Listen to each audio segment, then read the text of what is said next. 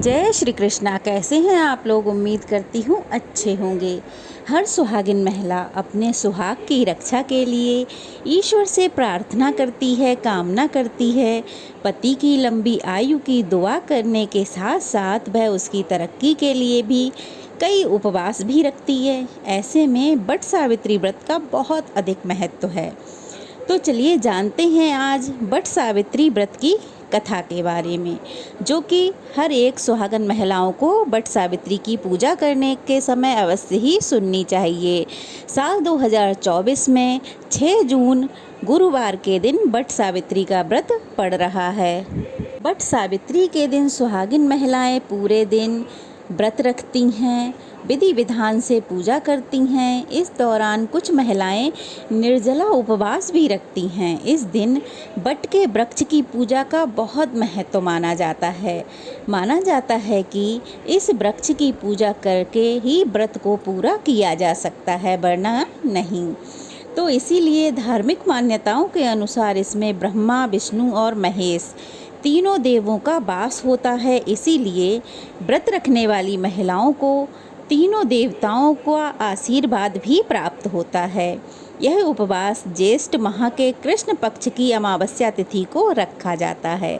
इस साल बट सावित्री व्रत 6 जून गुरुवार को है, जैसा कि मैंने अभी आपको बताया। इसे बट पूर्णिमा के नाम से भी जाना जाता है। इस दौरान सत्यवान और सावित्री की कथा सुनी अथवा पढ़ी जाती है। उसके बिना यह व्रत अधूरा माना जाता है। तो इसीलिए आज के वीडियो में जान लेते हैं बट सावित्री की व्रत कथा। तो चलिए कथा शुरू करते हैं। उससे पहले वीडियो को लाइक कर दीजिए और अगर नए हैं तो चैनल को सब्सक्राइब कर दीजिए। पौराणिक कथा के अनुसार मध्य देश में अश्वपति नाम के एक राजा राज्य करते थे, जो तमाम सुख, धन, संपत्ति से सुशोभित थे। लेकिन उनके कोई संतान न होने के कारण वे अक्सर बहुत ही परेशान रहा करते थे।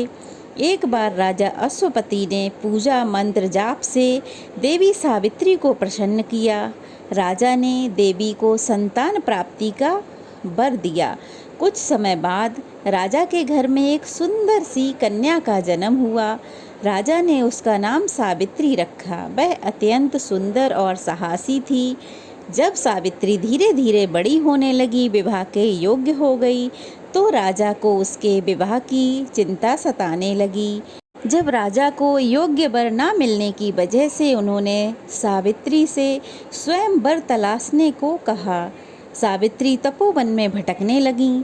वहाँ साल्व देश के राजा धुम्तसेन रहते थे, क्योंकि उनका राज्य किसी ने छीन लिया था। उनके पुत्र सत्यवान को देखकर सावित्री ने पति के रूप में उनका वरण कर लिया। ऋषि राज नारद को जब यह बात पता चली, तो वह राजा अश्वपति के पास पहुँचे और वहाँ जाकर कहने लगे कि हे राजन, यह आप क्या कर रहे हैं? सत्यवान गुणवान है, धर्मात्मा है और बलवान भी है, पर उसकी आयु बहुत छोटी है। वह अल्प आयु है। 1 वर्ष के बाद ही उसकी मृत्यु हो जाएगी। ऋषि राज नारद की ऐसी बात सुनकर राजा अश्वपति घोर चिंता में डूब गए।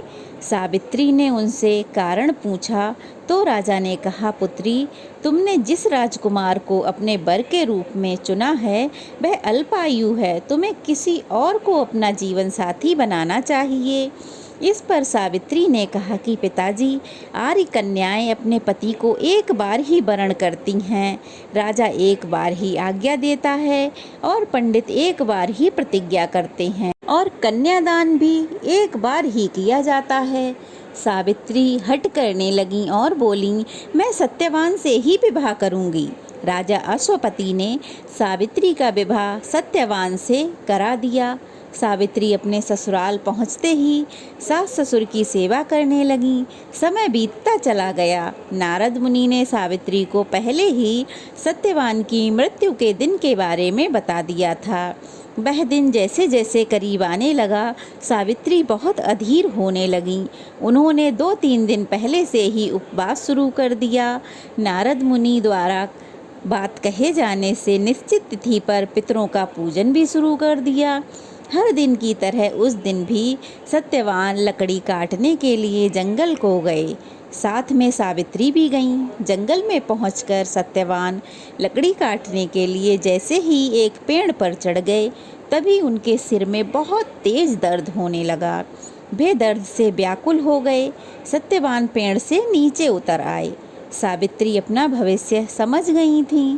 सत्यवान के सिर को अपनी गोद में रखकर सावित्री सिर को सहलाने लगीं। तभी वहाँ यमराज आते दिखे। यमराज अपने साथ सत्यवान को ले जाने आए थे। सावित्री भी उनके पीछे पीछे चल पड़ी। जैसे ही वो सत्यवान को लेके चले, सावित्री यमराज के पीछे पीछे चल पड़ी। यमराज ने सावित्री को समझाने की बहुत कोशिश की कि यह तो विधि का विधान है, लेकिन सावित्री नहीं मानी। सावित्री की निष्ठा और पतिपरायणता को देखकर यमराज ने देवी सावित्री से कहा कि हे देवी, तुम धन्य हो। मैं जहाँ इनको जिस लोक में लेकर जा रहा हूँ, वहाँ कोई भी जीवित प्राणी नहीं जा सकता, इसलिए तुम लौट जाओ। परंतु सावित्री नहीं मानी। वह फिर भी यमराज के पीछे पीछे चलने लगी। तो फिर यमराज ने उनसे कहा कि देवी, तुम मुझसे कोई वर मांगो, मैं तुम्हें कोई वर दूंगा और फिर तुम लौट जाना।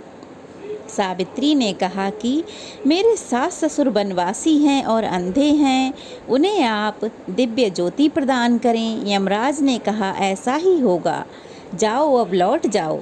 लेकिन सावित्री अपने पति सत्यवान के पीछे पीछे चलती रहीं। यमराज ने कहा देवी, तुम वापस जाओ। सावित्री ने कहा भगवान, मुझे अपने पति के पीछे पीछे चलने में कोई परेशानी नहीं है। पति के पीछे चलना तो मेरा कर्तव्य है। यह सुनकर उन्होंने फिर से उन्हें एक वर मांगने को कहा। दूसरे वरदान में सावित्री बोली, हमारे सास ससुर का छिना हुआ राज्य उन्हें पुनः वापस मिल जाए। यमराज ने सावित्री को यह वरदान भी दे दिया और कहा अब तुम लौट जाओ।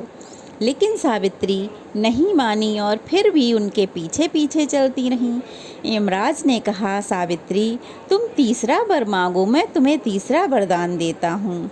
इस पर सावित्री ने संतान और सौभाग्य का वरदान मांगा। यमराज ने इसका वरदान भी सावित्री को दे दिया। सावित्री ने यमराज से कहा कि प्रभु, मैं एक पतिव्रता पत्नी हूँ और आपने मुझे अभी अभी 100 पुत्रवती होने का आशीर्वाद दिया है। यह सुनकर यमराज को सत्यवान के प्राणों को छोड़ना पड़ा। वह मजबूर हो गए।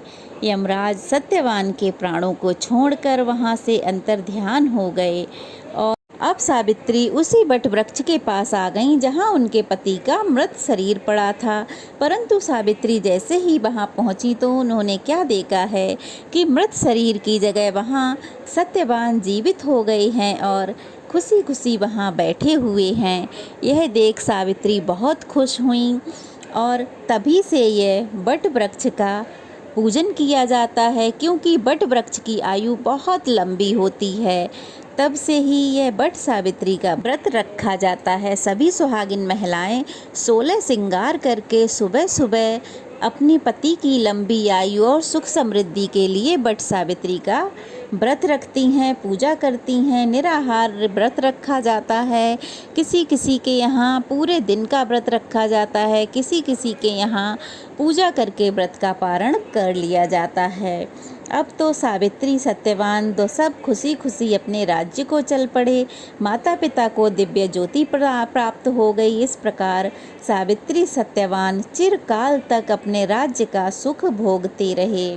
तो यह थी सत्यवान सावित्री की व्रत कथा।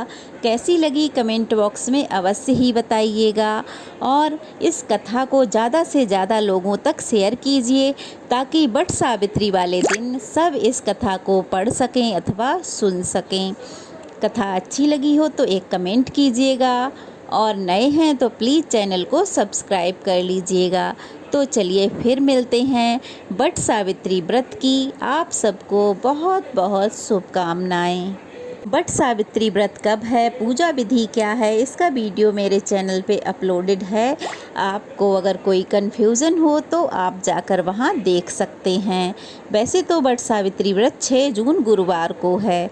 अगर पूजा विधि जाननी है तो आप चैनल पे अपलोडेड वीडियो में देख सकते हैं। तो चलिए फिर मिलते हैं, तब तक के लिए जय श्री कृष्णा। भगवान आप सबके पति की आयु लंबी करे।